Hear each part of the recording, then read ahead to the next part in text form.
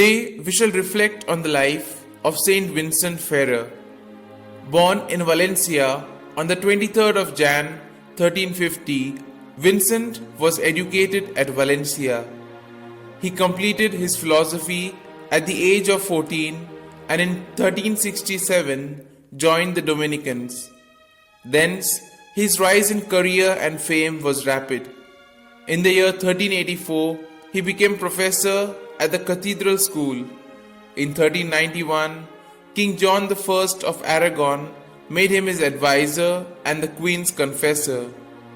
When Cardinal Pietro de Luna, 4 years later, ascended the papal throne as Benedict XIII, he called Vincent to Avignon as his Grand Penitentiary and confessor, and in 1399 made him a legate a Laterra Christi with full powers to preach penance and prepare the faithful everywhere for God's judgment. This Vincent made his mission for the remaining 20 years of his life. Traveling back and forth, mostly on foot and poorly clad, throughout France, Switzerland, Italy, Spain, Germany, England, and Scotland, his well-prepared sermons drew throngs of people so huge that no church could be found large enough to hold them, and he had to address them in public squares. It was evident that he had the gift of tongues, for in each of these countries, with all their different languages, he readily succeeded in touching the hearts of his hearers and awakening their consciences. Indeed, so powerful was his preaching that he frequently had to pause to permit his listeners to recover from their weeping. Conversions took place by the thousands.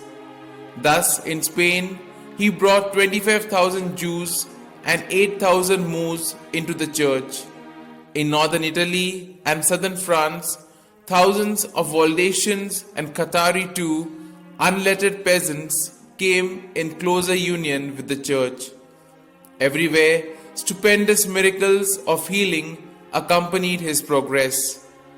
An army of disciples, both men and women, and numerous priests followed him from town to town. Vincent also had the gift of prophecy, and at Alessandria in northern Italy, he once singled out in a crowd the youthful Saint Bernardine of Siena, who was later to evangelize his native Italy. An indication of the esteem in which Vincent was held throughout Spain can be gauged from the fact that in the year 1409 he was appointed one of the judges who were to decide upon the successor to the throne, and it was largely to his influence that Ferdinand of Castile owed his election. The schism under which the church was then suffering grieved Vincent greatly, yet to him goes the supreme credit for having ended the 36-year-long period of disharmony and ending it so dramatically. Having decisively concluded that Benedict XIII was the anti-pope, Vincent did not hesitate to urge him, a personal friend of long standing, to resign in favor of Clement VII when that seemed to be the best course of action in the interest of the church unity, but to no avail.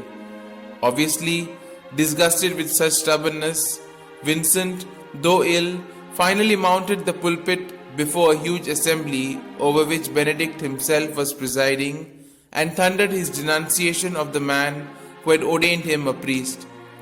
Benedict instantly fled and abandoned by all his supporters. Vincent's entire life was one of great austerity.